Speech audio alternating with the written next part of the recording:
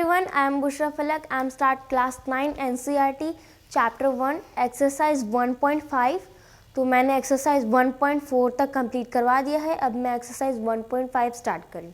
ठीक है, तो एक्सरसाइज 1.5 का पहला नंबर है, फाइंड करना है इन सब नंबर.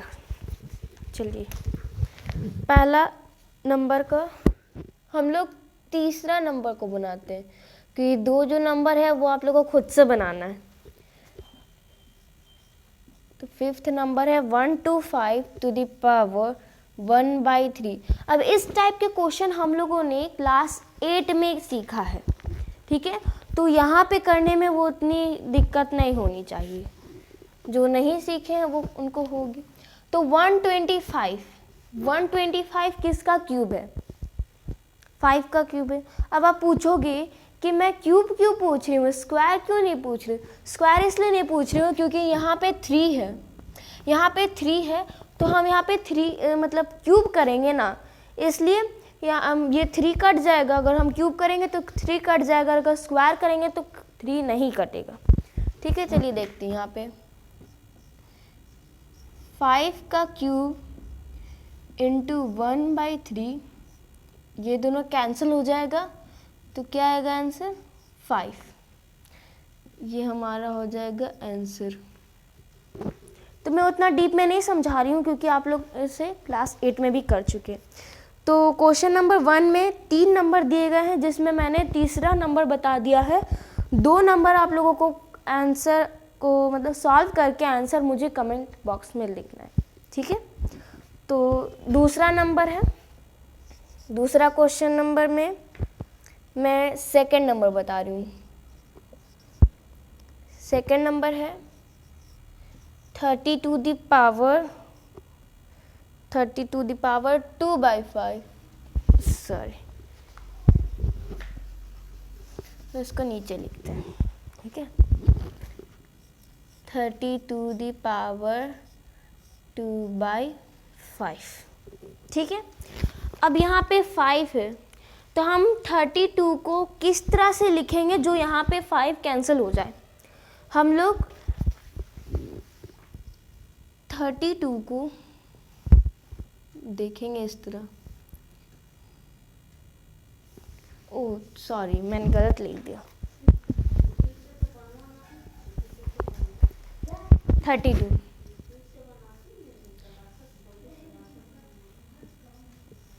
8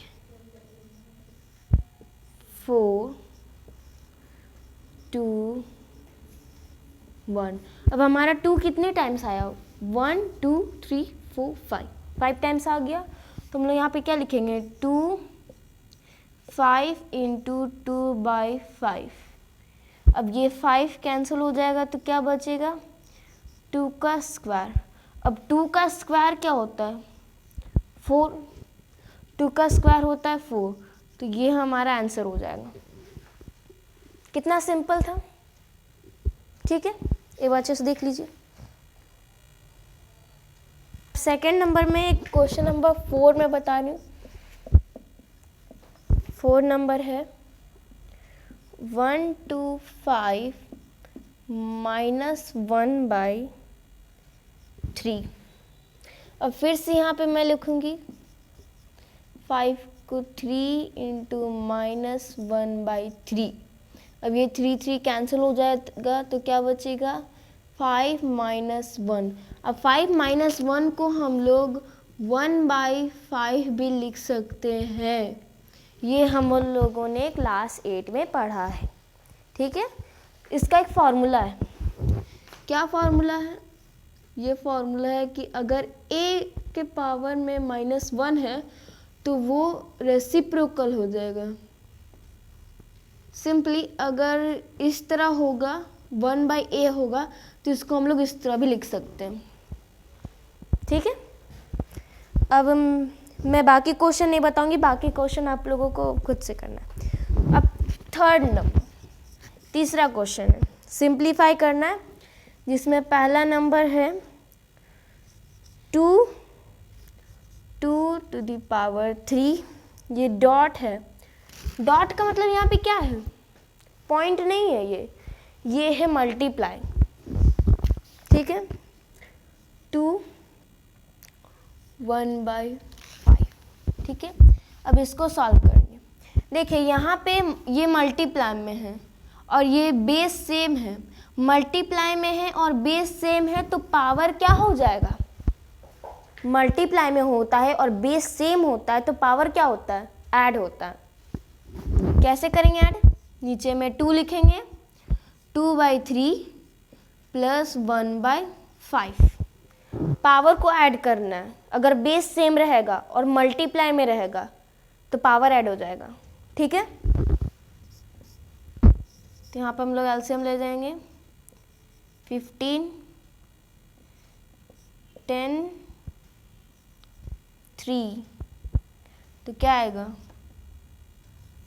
2 13 15, ठीक है। तो यहाँ पे मैं एक बार फिर से बता रही हूँ, जब यहाँ पे 2 है, पावर में 2/3 है, इंटू 2 1/5। अब ये इंटू है, हमेशा ये याद रखना, ये डॉट नहीं, ये पॉइंट नहीं है, ये इंटू है, ठीक है। तो बेस सेम रहता है, बेस दोनों का सेम है, देख लीजिए यहाँ पे भी बेस सेम है, यहाँ पे भी बेस सेम है, मल्टीप्लाई में, तो पावर क्या होगा, ऐड हो जाएगा। यहाँ पे बाई में 3 है और ये 5 है, दोनों का एलसीएम लेंगे, क्या आएगा 15। अब 3 का टेबल में 15 कितने बार में आता है, 10, और 10 को 2 से 3 का टेबल में 15 कितना बार में आता है, 5 को 2 से मल्टीप्लाई कर देंगे 10, और 5 का टेबल में 15 कितना बार में आता है, 3, तो 3 को 1 से इंटू कर देंगे 3। अब वो दोनों को प्लस कर देंगे 13/5, ये हमारा आंसर हो गया, ठीक है।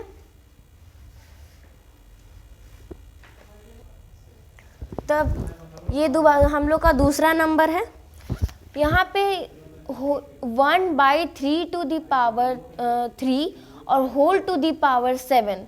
होल टू द पावर 7 का मतलब क्या है, 7 यहाँ पे भी है और पावर में 7 यहाँ पे भी है और यहाँ पे भी 7 है, तो इसको हम लोग सॉल्व करेंगे। 1 इन लोग इस तरह लिख सकते हैं, 1 का पावर 7 और 3 का पावर 3 इंटू 7, इस तरह लिख सकते हैं, क्योंकि होल टू दी पावर 7 है, 1 का भी पावर 7 है और 3 का भी पावर ये 7 है, तो इस तरह लिखेंगे। और 1 का पावर 7 कोई फर्क नहीं पड़ेगा, ये 1 ही हो जाएगा।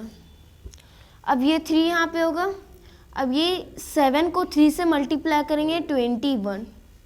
अब हमने यहाँ पे बताया था कि a का पावर -1 है, तो इसको रेसिप्रोकल करके 1/a लिख सकते हैं। तो उसी तरह अगर ये यहाँ पे 1/a है तो हम लोग इसको रेसिप्रोकल करके a - 1 भी लिखेंगे, इसको लिखेंगे 3 - 21, ये हो गया हमारा आंसर, ठीक है। अब तीसरा नंबर है,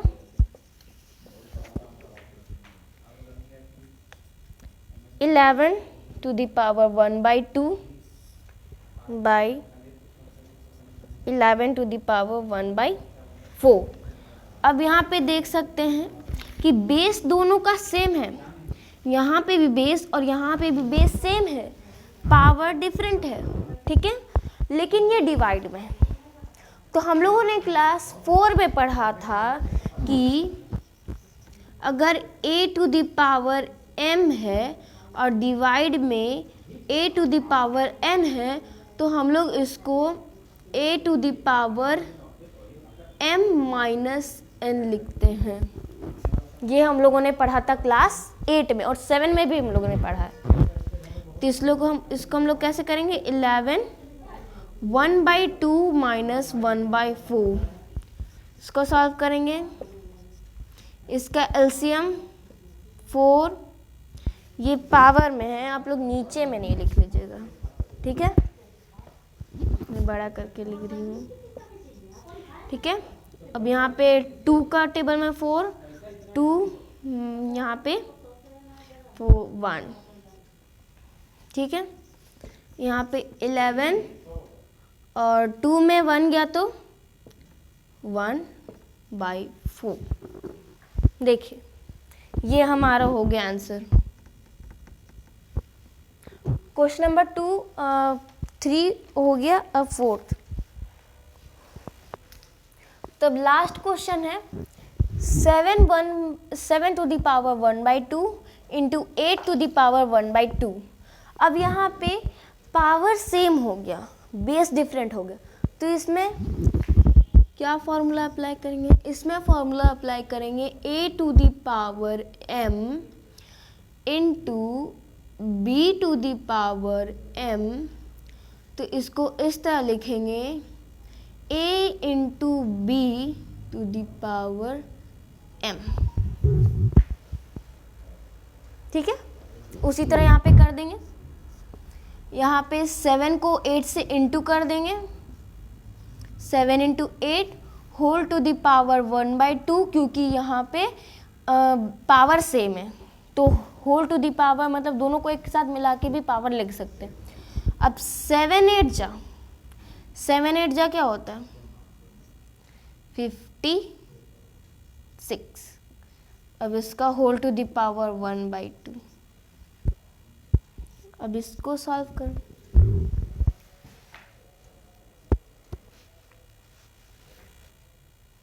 इसको सॉल्व कर पाइएगा? नहीं सॉल्व कर पाइएगा, क्योंकि यही आंसर हो गया। 56 का कोई स्क्वायर नहीं होता, ठीक है, तो यही हमारा आंसर हो गया। कभी कभार इस टाइप का भी क्वेश्चन में मतलब आंसर आ सकता है, ठीक है। तो हमारा आज ये चैप्टर पूरा कंप्लीट हो गया है। तो आपको अगर इसी तरह वीडियो चाहिए तो आप मेरे चैनल को सब्सक्राइब कीजिए, लाइक कीजिए और शेयर करिए। Thank you.